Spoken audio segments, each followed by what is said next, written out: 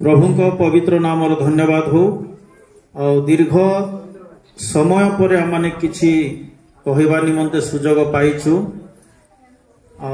अल्प किछि चिंता करिबा जेहेतु आमनकर समय अतिरिक्त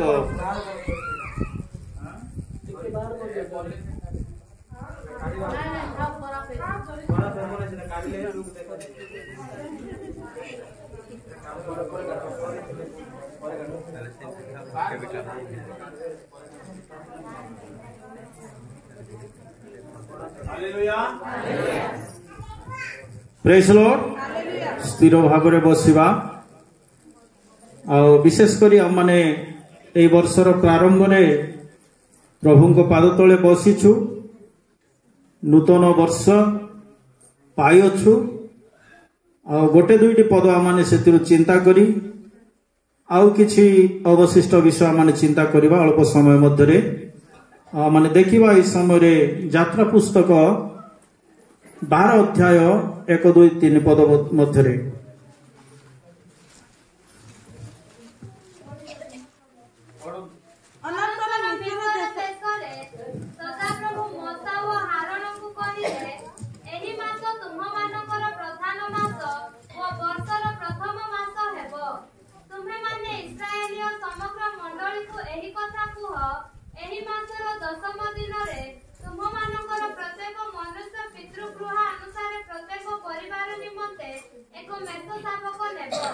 प्रेज लॉर्ड।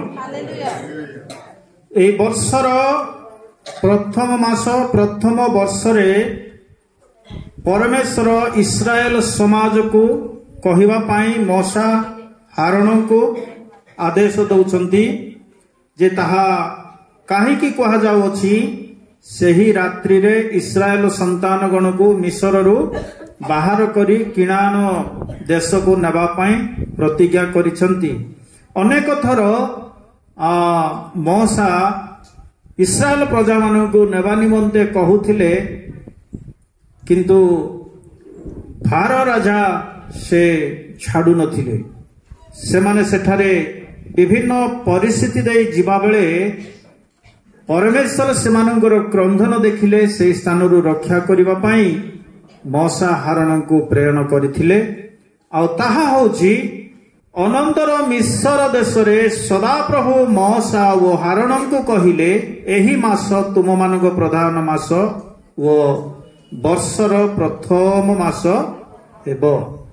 सेति पाई इस्राएल संतान गण को कहिले जो रात्रि की से रात्रि रे से माने बाहरिबे तार अवशिष्ट पड़िले से समस्त बाहरिबो। आ सेति पाई एहा एक स्मरणीय एहा एक पालनीय हो ईश्वरंकर गौरव पाई ए रात्रटी पालनीय हो। सबु बेले सबु वर्ष रे एहा स्मरण रे रखि थाओ। हालेलुया। से माने ए मिस्र कहिले कोन मिस्र कहिले बाइबल अनुसार आत्मिक भाव रे देखिबा ताहा एक जगत अटे। जगत मध्यरे अन्याय अत्याचार पाप कलंक ए समस्त देखिबा को मिली थाए। एपरी स्थले एपरी स्थानरु तांक लोक माननकु सेथिरु बाहर करी दुग्ध मधु प्रवाही देश को नेबा निमंते मूसा को हारण को परमेश्वर मनोनीत करथिले। हालेलुया। सेही रात्रि से माने बाहरी थिले। सेही रात्रि रे परमेश्वर जो जो विधि विधान करथिले जो जो कार्य करबा निमंते कहिथिले से समस्त से रात्रि रे करी से माने बाहरी थिले। सेति पाई गोटे पाप कलंकित गोटे मृत्यु स्थान रु जीवन पाइबा निमंते जाउथिबा गोटे रात्रि बा गोटे दिन को स्मरण करिबा। वर्षर प्रारंभ रे प्रथम मास रे परमेश्वर को गौरव देवा निमंते स्मरण करिथाओ। हालेलुया। सेति पाई आजिर समय काल मध्यरे आम्भे माने मध्य मिस्र रु बाहरी आसी अछु। ताहा में परवर्ती समय रे देखिबा ए माननकु एक दुग्ध मधु प्रवाही देश को नेबा निमंते कुहा जाउछि। ପ୍ରେଜ୍ ଦ ଲର୍ଡ। ଏଠାରେ ଦେଖିପାରୁଛୁ ଯେ କେତେ ମାସ 41 ପଦରେ ଆମେ ଦେଖିପାରୁଛୁ ସେହି 430 ବର୍ଷ ଶେଷରେ ସେହି ଦିନରେ ସଦାପ୍ରଭୁଙ୍କ ସୈନ୍ୟ ସମୂହ ମିଶରରୁ ବାହାର ହେଲେ। ମିଶରରୁ ବାହାର ହେଲେ। ପରମେଶ୍ୱର ସେମାନଙ୍କୁ ମିଶରରୁ ବାହାର କରି କଢାଇ ଆଣୁଛନ୍ତି।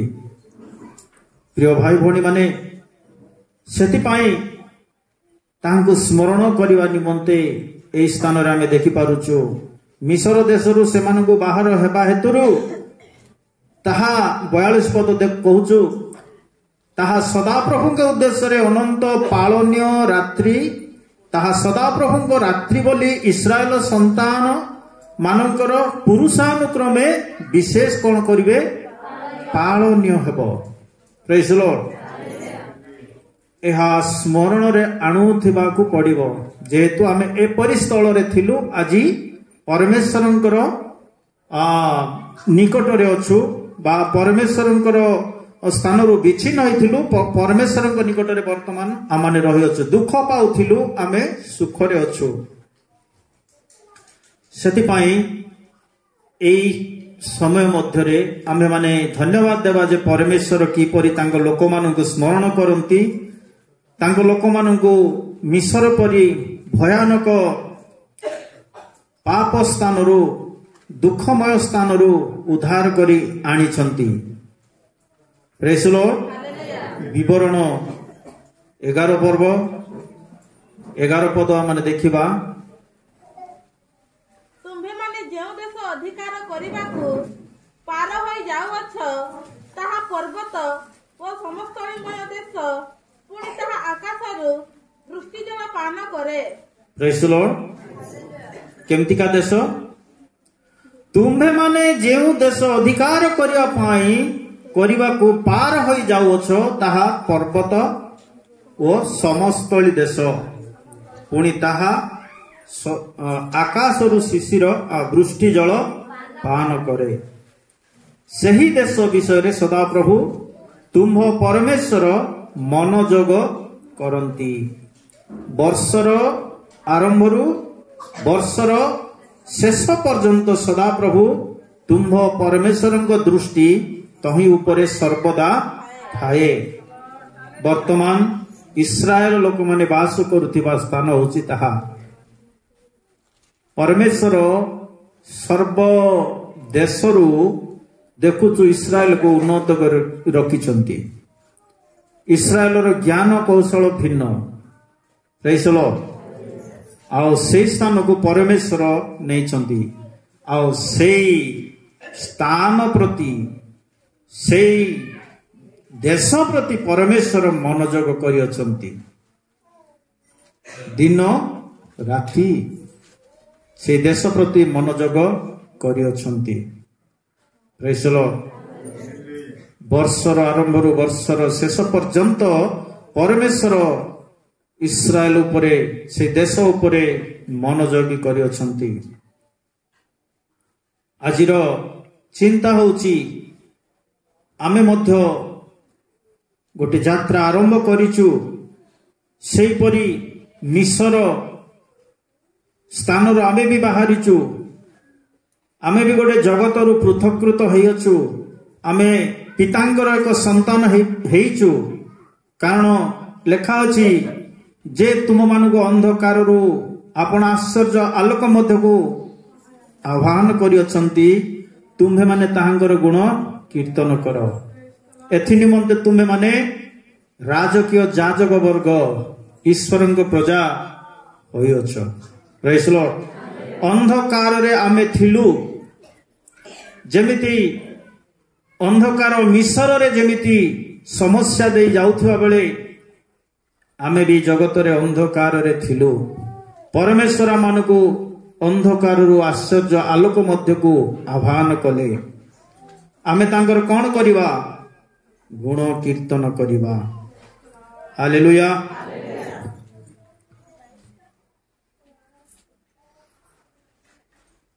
ଯାତ୍ରା 13 ପର୍ବ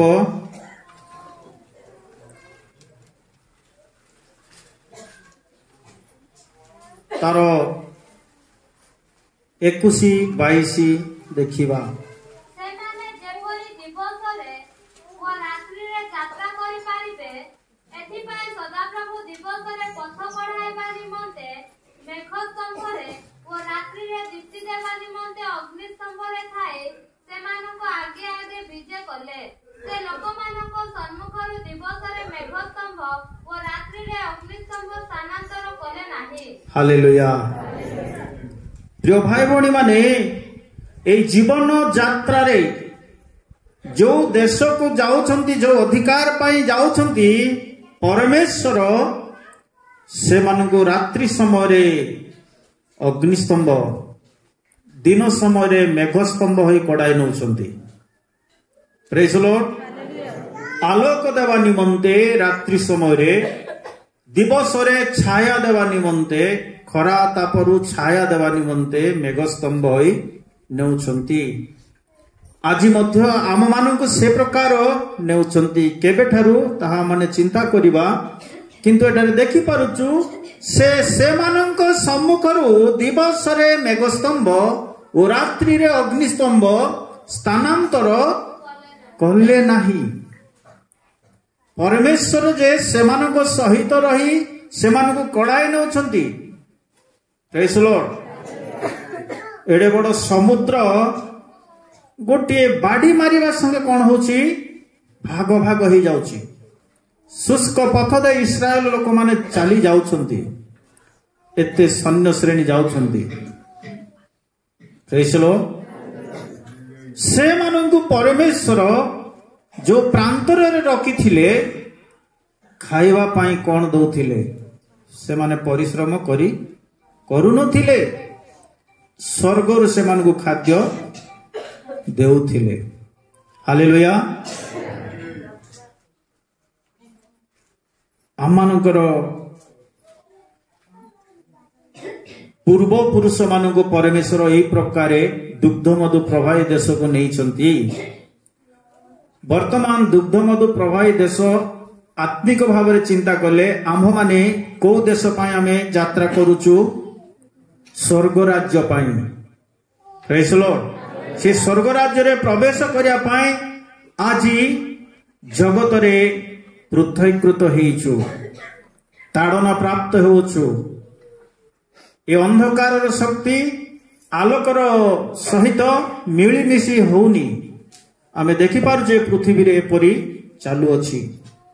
सेतिपाई प्रभु जीशु आमानकु जहा कहूथिले ना, जहन तार 12 पर्व, क्षमा करिवे 16 पर्व 13 पद, किंतु से अर्थात सत्यमय आत्मा आसिले,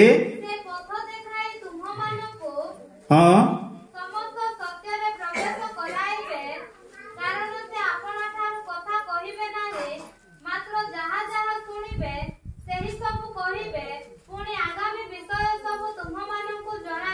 प्रेज द लॉर्ड। कौन करिवे एठी, किंतु से अर्थात सत्यमय आत्मा आसिले से पथ देखाई तुम मानकु समस्त सत्य रे प्रवेश कराइबे। कारण से आपना ठारू कथा कहिबे नाही, मात्र जहा जहा सुनिबे सही सबु कहिबे, पुणी आगामी विषय सब तुम मानकु जणाइबे।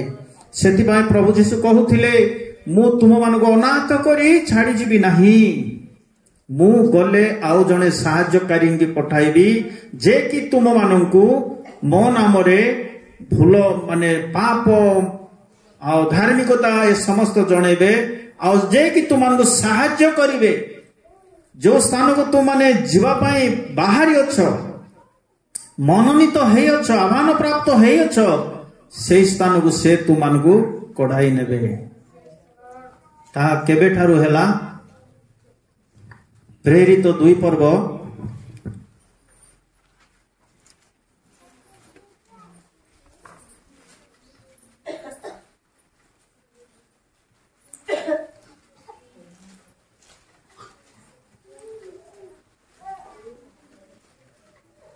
पेंटिकोस्ट दिवस रे यह स्टार्टिंग होता।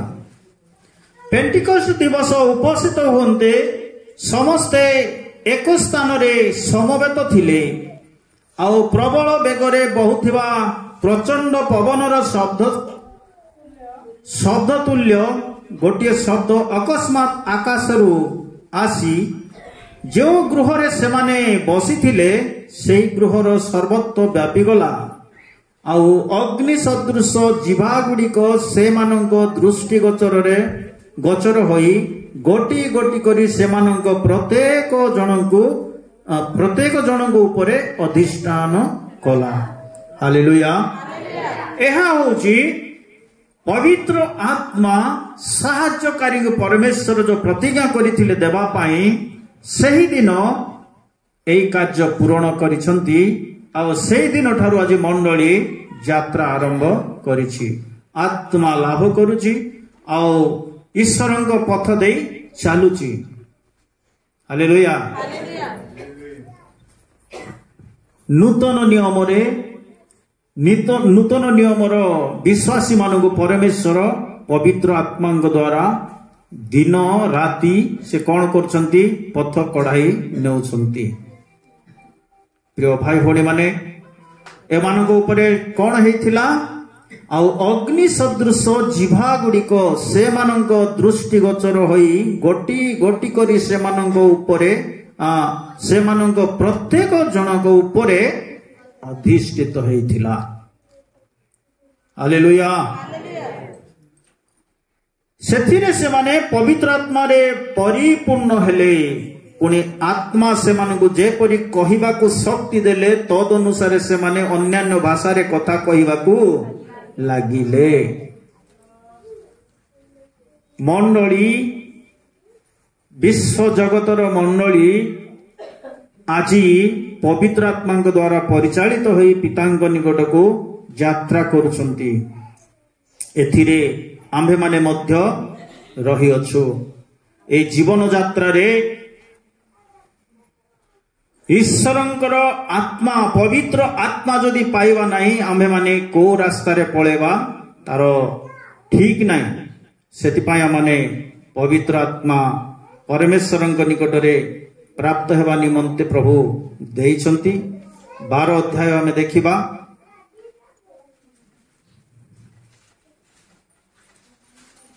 पंत्रिश 36 जौन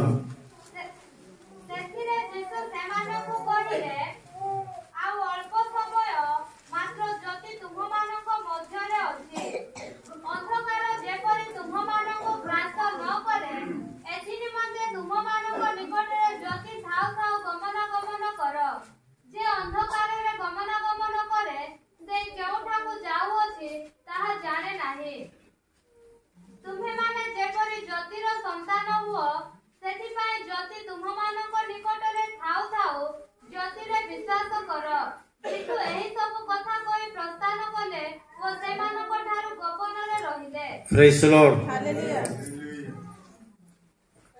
आमे एठारे देखि पारुछु अंधकार जेपरि तुममानकु ग्रास न करे एथिपाई तुममानक निकट रे ज्योति थाउ थाउ गमना गमन कर।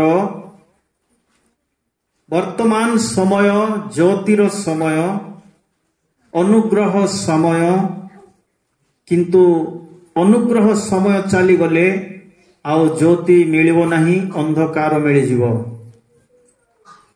प्रिय भाई भौणी माने से अंधकार जे अंधकार रे गमनागमन करे से केउठाकू जाउछि ताहा जाने नहीं।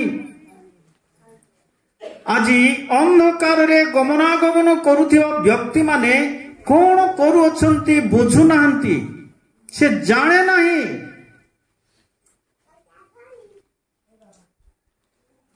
सेतिपाई प्रभु आमानकु गोटे गोटे ज्योति देइछंती।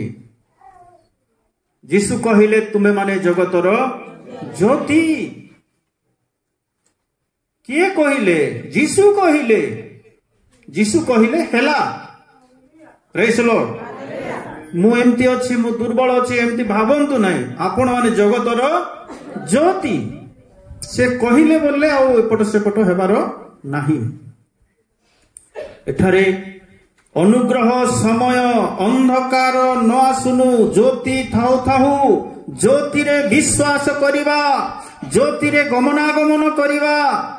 आज जगतर लोक मानंकु ए अंधकार कौन करियछि बांधी रखियछि बुझी पारु नाहंती किंतु प्रभु आमानकु ज्योतिर संतान हेबा निमंते देई अछंती। केउआडे जाउ अछंती ताहा से माने जानंती नाही। तुमे माने जेपरि ज्योतिर संतान हो सेथि पई ज्योति तुम मानको निकटरे थाउ थाउ ज्योति रे विश्वास करो। जीशु एई सब कथा कही से मानको कोन कले प्रस्थान कले ओ गोपन रे रहिले। आजी प्रिय भाई भौणी माने बुझी पारुछंती कि गोटे भूल कि गोटे ठीक टा कि गोटे कथा कहवा पूर्व गोटे कार्य करवा पूर्व आसुची ना नाई ना एटा गोटे ठीक हला ना मुझे करी ना बोली मन गोटे आसुची ना नाई भल मंद जानिया पई दउछंती ना नाई। ज्योतिर संतान माने एपरि हेबे अंधकार संतान माने आ कोटा देखिबे ना से माने मन इच्छा चलिबे। सेति पई परमेश्वर शिष्य मान को अपेक्षा करैथिले मु पठेवा पर्यंत तुमे अपेक्षा रे रहिथिबो मु पठेला परे सत्यमय आत्मा को पठेबी से तुमको साहाय्य करिबो मोर विषय जणेबो पाप फल मंद से तुमको जणेबो आ तुम से बाट कड़ाई नेबो। इस्राएल प्रजा मान को परमेश्वर मेघस्तंभ अग्निस्तंभ होई बाट कड़ाई नेले। आजी मंडली गुड़िकर परमेश्वर आत्मा द्वारा बाट कड़ाई नौछंती। अंधकार रे जीवा लोक कोआडे जाउची से निजे बुझी पारु नाही। सेति पई आम जीवन रे ज्योति प्रचुर भाव रे रहू। अंधकार जदि आक्रमण कले आमे असुविधा रे पड़ी जाई पारू। सेति पई गीत संहिता 43 3-4 रे लेखा अछि प्रार्थना आमानकर हेबा आवश्यक पड़ी दियो। तुम्भर दीप्ति व तुम्भर सत्यता पठाओ ताहा मोहर पथ प्रदर्शक हेउ ताहा तुम्भ पवित्र पर्वत रे व तुम्भ आवास रे मते प्रवेश कराओ। तहिरे मु परमेश्वरक बेदी निकटकू व मोहर परमानंद जनक परमेश्वरक निकटकू जीवी आओ हे परमेश्वर मोहर परमेश्वर मु बिना यंत्र रे तुम्भर प्रशंसा करिबी। Praise Lord. तुमर दीप्ति ओ तुमर सत्यता पठाओ। आम मानक जीवन रे जदि आमाने बाट बना होछु आमाने उणा पड़ी जायछु ताहेले परमेश्वर निकट रे प्रार्थना करंतु कोन पाई से पथ प्रदर्शक हेउ ताहा तुम पवित्र पर्वत रे ओ तुम आवास रे मते कोन कराइबो प्रवेश कराऊ। तांको आवास को आसीबा पई आमान को देउ प्रभु तुमर ज्योति तुमर दीप्ति आम जीवन रे दियो जेमिति उत्तम मन दियो। एथि पई प्रार्थना करिबा आवश्यक। तहेरे मो परमेश्वर को बेदी निकट को ओ मोहर परमानंद जनक परमेश्वर निकट को जीवी आउ हे परमेश्वर मोहर परमेश्वर मो बिना जंत्र तुमर प्रशंसा करिबी। भक्त एपरि प्रार्थना करिसंती। आम जीवन रे मध्य एपरि प्रार्थना करिबा आवश्यक। आम पाई दीप्ति उदित होयछि आमे से दीप्ति को ग्रहण करिबा आवश्यक। जिसाय 60 अध्याय 1-2 आमे देखुचु उठ दीप्तिमती हो कारण तुमर दीप्ति उपस्थित ओ सदा प्रभु को प्रताप तुम ऊपर उदित होई अछि। हालेलुया। यीशुଙ୍କର जन्म समय रे केउ मान कोठारे ଗୋଲା ମାନଙ୍କ ନିକଟରେ ଦିବ୍ୟ ଜ୍ୟୋତି ଉପସ୍ଥିତ ହେଇଥିଲା। ପ୍ରେଜ୍ ଦ ଲର୍ଡ। ସେମାନେ ଚମକି ଗଲେ, ଭୟଭୀତ ହେଇଗଲେ। ସେଥିରେ କଣ ଆଦେଶ ଆସିଲା? ଭୟ କର ନାହିଁ। ପ୍ରେଜ୍ ଦ ଲର୍ଡ। ମୁଁ ତୁମମାନଙ୍କୁ ଅତ୍ୟନ୍ତ ଆନନ୍ଦଜନକ ସୁସମ୍ବାଦ କହୁଅଛି। ପ୍ରେଜ୍ ଦ ଲର୍ଡ। ତାଙ୍କର ଲୋକମାନଙ୍କୁ, ତାଙ୍କର ମନୋନୀତ ଲୋକମାନଙ୍କୁ ସେ ଯାହାକୁ ଚାହୁଁଛନ୍ତି ତାଙ୍କର ଦୀପ୍ତି ପଠାଇ ସେମାନଙ୍କୁ ଜ୍ଞାନ ଦିଅନ୍ତି। ହାଲେଲୁୟା। ଏଠାରେ ଆମ ପାଇଁ ଦୀପ୍ତି ଉଦିତ ହୋଇଅଛି, ଆମେ ଗ୍ରହଣ କରିବା ବାକି ଅଛି। ଯଦି ଏପର୍ଯ୍ୟନ୍ତ ଗ୍ରହଣ କରିନାହୁଁ, ଆମେ ଗ୍ରହଣ କରିବା। 2 ପଦ କହେ, କାରଣ ଦେଖ ଅନ୍ଧକାର ପୃଥିବୀ କି ଓ ଘୋର ଅନ୍ଧକାର ଗୋଷ୍ଠୀ ବର୍ଗକୁ ଆଚ୍ଛନ୍ନ କରିବ, ମାତ୍ର ତୁମ୍ଭ ଉପରେ ସଦାପ୍ରଭୁ ଉଦିତ ହେବେ ଓ ତାହାଙ୍କର ପ୍ରତାପ ତୁମ୍ଭ ଉପରେ ଦେଖାଯିବ। ଆଜି ଘୋର ଅନ୍ଧକାର ପୃଥିବୀର ଗୋଷ୍ଠୀ ମାନଙ୍କୁ କଣ କରାଯାଉଛି? ଆଚ୍ଛନ୍ନ କରିଅଛି, ଯାହା ଫଳରେ ଈଶ୍ୱରଙ୍କର ସୁସମାଚାର ବନ୍ଦ କରୁଛନ୍ତି। ପ୍ରିୟ ଭାଇ ଭଉଣୀ ମାନେ, ମୁଁ ଦେଖୁଥିଲି କାଲି ଗୋଟେ ସେଲରେ ଜଣେ ଭାଇ ମାଇକ୍ ଧରିଛି, ଆଉ ସେ ଯୀଶୁଙ୍କର ଦୁଃଖ ଭୋଗ ଏମିତି ଥିଲା, ସେ ସବୁ କିଛି ପ୍ରଚାର କରୁଛି। ଅନେକ ଲୋକ ଯାଇ ଆତଙ୍କ କରୁଛି, କାହାର କଥା ସେ ଶୁଣୁନି, ସେ ପ୍ରଚାର କରି ଚାଲିଛି। ପ୍ରେଜ୍ ଦ ଲର୍ଡ। ଧନ୍ୟବାଦ ଦେଲି, ଏପରି ପ୍ରଚାର ହେବାର ଅଛି। ଅନେକ ଲୋକ ଆତଙ୍କ କରୁଛନ୍ତି, ମାନେ ଏଟା ବନ୍ଦ କର ବୋଲୁଛନ୍ତି। ଏ ସତ୍ୟତା ବନ୍ଦ ହେବା ପାଇଁ ଚାହୁଁଛନ୍ତି ଲୋକ। କାହିଁକି? ସେମାନଙ୍କୁ କଣ କରିଅଛି? 2 ପଦରେ, କାରଣ ଦେଖ ଅନ୍ଧକାର ପୃଥିବୀ କି ଓ ଘୋର ଅନ୍ଧକାର ଗୋଷ୍ଠୀ ବର୍ଗକୁ ଆଚ୍ଛନ୍ନ କରିବ। ଆଚ୍ଛନ୍ନ କରିଦେଉଛି, ବୁଝି ପାରୁନାହାନ୍ତି, ମାଇଣ୍ଡ କୁଆଡେ ରହିଅଛି। ସେ ଜି ଉଠିଛନ୍ତି, ସେ ସ୍ୱର୍ଗ ଯାଇଛନ୍ତି, ସେ ପବିତ୍ର ଆତ୍ମାରେ ଜନ୍ମ ନେଇଛନ୍ତି, ଏଇଟା କେହି ବି ବୁଝି ପାରୁନାହାନ୍ତି। ମାନେ କଣ ହେଇଛି? ଅନ୍ଧକାର ସେମାନଙ୍କୁ ଆଚ୍ଛନ୍ନ କରିଦେଉଛି, ଜ୍ୟୋତି ଦେଖି ପାରୁନାହାନ୍ତି। ପ୍ରଭୁ ଯଦି ଜ୍ୟୋତି ସେମାନଙ୍କୁ ଦେବେ, ତାହେଲେ ସେମାନେ ଦେଖିପାରିବେ। ସେ ଯାହାକୁ ଇଚ୍ଛା କରନ୍ତି ତାକୁ ଡାକନ୍ତି ବୋଲି ବି ଲେଖା ଅଛି। ପ୍ରେଜ୍ ଦ ଲର୍ଡ। ଆମେ ଦେଖିବା ଏଫେସୀ ପୁସ୍ତକ 5 ପର୍ବର 8 ପଦ। କାରଣ ତୁମ୍ଭେମାନେ ପୂର୍ବେ ଅନ୍ଧକାର ସ୍ୱରୂପ ଥିଲ, କିନ୍ତୁ ଏବେ ପ୍ରଭୁଙ୍କ ସହଭାଗିତାରେ ଆଲୋକ ସ୍ୱରୂପ ହୋଇଅଛ। ଆଲୋକର ସନ୍ତାନ ମାନଙ୍କ ପରି ଆଚରଣ କର। ହାଲେଲୁୟା। ଆମେ କଣ ଥିଲୁ ପୂର୍ବେ? ଅନ୍ଧକାର ସ୍ୱରୂପ ଥିଲୁ। ଅନ୍ଧକାର ସ୍ୱରୂପ ଥିଲୁ। ପୂର୍ବେ ଆମେ କଣ ଥିଲୁ? ସେଇପରି ଅନ୍ଧକାର ସ୍ୱରୂପ ଥିଲୁ। କିଏ ଯଦି ଆମକୁ ଯୀଶୁଙ୍କର କଥା କହିଲା ଆମକୁ ଭଲ ଲାଗୁଥିଲା କି? ଏଡେ ଦେଖିଲା ଯା ଯା ବୋଲୁଥିଲୁ। ଆମେ ସେତେବେଳେ ତ ଯୀଶୁ ଟାଙ୍ଗା ଯୀଶୁ ବୋଲୁଥିଲୁ। କାରଣ ତୁମେ ମାନେ ପୂର୍ବେ ଅନ୍ଧକାର ସ୍ୱରୂପ ଥିଲ, କିନ୍ତୁ ଏବେ ପ୍ରଭୁଙ୍କ ସହଭାଗିତାରେ ଆଲୋକ ସ୍ୱରୂପ ହୋଇଅଛ। ପ୍ରଭୁଙ୍କର ସହଭାଗିତାରେ କଣ ହେଇଯାଉଛି? ଆଲୋକ ସ୍ୱରୂପ ହେଇଯିବ। ଆମେ ସହଭାଗିତାରେ ଯଦି ରହୁଛୁ, ଆମେ ଆଲୋକ ସ୍ୱରୂପ ହଉଛୁ। ସେଥିପାଇଁ ଆମକୁ କୁହାଯାଉଛି, ଆଲୋକର ସନ୍ତାନ ମାନଙ୍କ ପରି ଆଚରଣ କର, ଅନ୍ଧକାରର ସନ୍ତାନ ମାନଙ୍କ ପରି ଆଚରଣ କର ନାହିଁ। ଆଲୋକର ସନ୍ତାନ ମାନେ ସତ୍ୟତା କହିବେ, ପବିତ୍ର ଜୀବନ କାଟିବେ, ଅନ୍ୟମାନଙ୍କର ଉପକାର କରିବେ, ଏସବୁ ରହିଅଛି। ପ୍ରେଜ୍ ଦ ଲର୍ଡ। ପୁଣି ଆମେ ଦେଖିବା 4 ପର୍ବର 18 ପଦରେ ଲେଖା ଅଛି। 17ରୁ ପଢି ଦିଅନ୍ତୁ।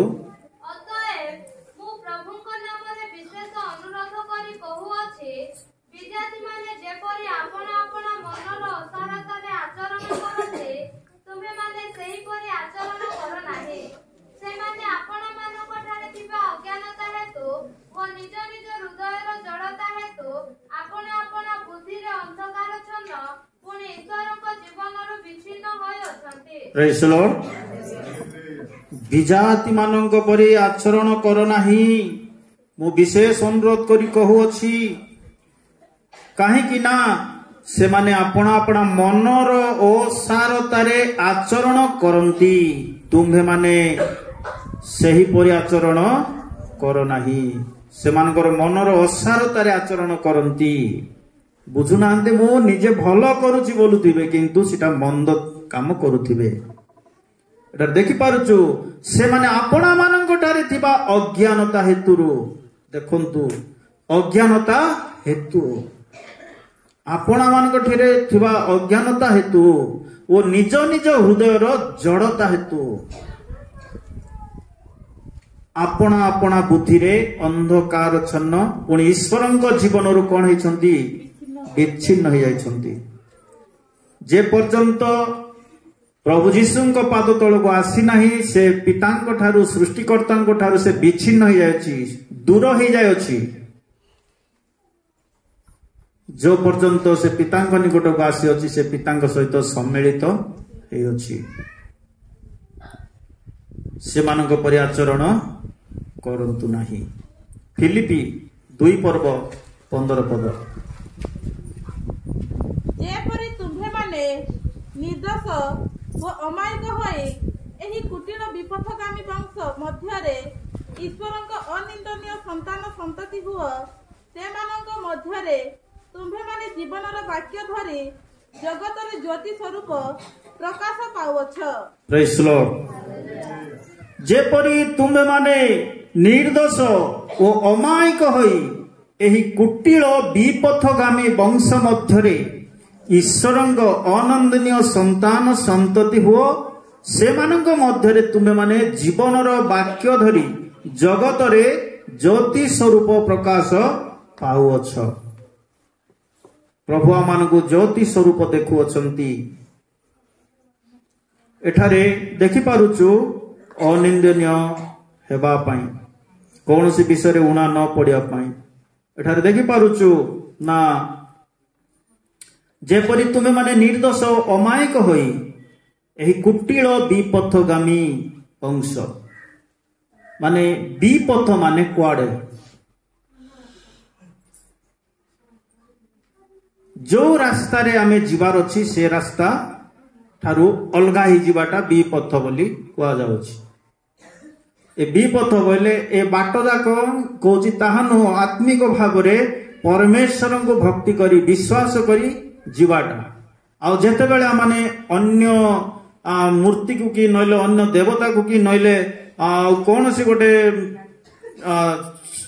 शुभाशुभवादी कहवा लोक पाक आम जाऊँ ता परामर्श चलुचु ता हूँ विपथ बुझीपार्टी पथ जगत कोट अच्छी एटा हूँ आम कहुच्छी निर्दिष्ट प्रभु बाट दे चलवा निमंते आम वाक्य कहे एपरी विपथगामी वंश मध्य आम्भे माने जीवनर वाक्य धरी ज्योति स्वरूप होइअछु प्रेज द लॉर्ड केतेबेले प्रभु को सहभागितारे प्रभु को विश्वास करने द्वारा तांकर ज्योति आमानकर उपरे देइछंती अग्नि सदृश जीवा गुड़िक प्रत्येक उपरे ढला जायछि जेमिति आमाने ईश्वरक पथ मध्य दे चलिबा से साहाय्यकारी आमानकु प्रतिटी परिस्थिति रे आमानकु साहाय्य करी नेउछंती हालेलुया जदि आम जीवन रे अंधकार हुए किपरि अंधकार हुए से गोटे पद देखि आमे समाप्त करिबा गीत संहिता 107 अध्याय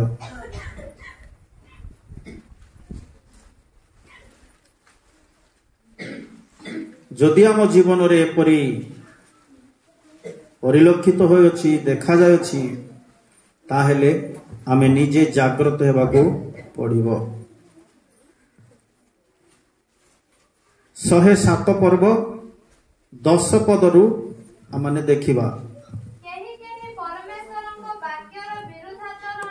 केही केही परमेश्वरंक वाक्यर विरुद्धाचरण ओ सर्वपरिस्तंक मंत्रणा तुच्छ करिबा सकाशो सेमाने दुख ओ लह श्रृंखल रे बोध होए अंधकार रे ओ मृत्यु छाया रे बसिले से सेमानक हृदय को क्लेश रे ଓ ସାହାଯ୍ୟ କରିବାକୁ କେହି ନଥିଲା। ତେବେ ସେମାନେ ଆପଣମାନଙ୍କ ସଙ୍କଟ ସମୟରେ ସଦାପ୍ରଭୁଙ୍କ ନିକଟରେ କାକୁତି କଲେ, ତହିଁରେ ସେ ସେମାନଙ୍କ ଦୁର୍ଦ୍ଦଶାରୁ ସେମାନଙ୍କୁ ତ୍ରାଣ କଲେ। ସେ ଅନ୍ଧକାର ଓ ମୃତ୍ୟୁ ଛାୟାରୁ ସେମାନଙ୍କୁ ବାହାର କରି ଆଣିଲେ ଓ ସେମାନଙ୍କ ବନ୍ଧନ ଛେଦନ କଲେ। ଲୋକମାନେ ସଦାପ୍ରଭୁଙ୍କ ମଙ୍ଗଳ ଦାନ ଓ ମନୁଷ୍ୟ ସନ୍ତାନଗଣ ପ୍ରତି ତାହାଙ୍କ ଆଶ୍ଚର୍ଯ୍ୟ କ୍ରିୟା ସକାଶୁ ତାହାଙ୍କର ପ୍ରଶଂସା କରନ୍ତୁ। ପ୍ରେଜ୍ ଦ ଲର୍ଡ। ଏଠି କେମିତି ହେଲେ ଆମେ ବି ଅନ୍ଧକାର ହେଇଯିବା? ଜ୍ୟୋତି ପାଇଛୁ, କିନ୍ତୁ ଜ୍ୟୋତିରେ ଆଚରଣ ଯଦି ଆମର ହଉନାହିଁ, ତେବେ ଆମେ ଅନ୍ଧକାର ପୁନର୍ବାର ହେଇଯିବା।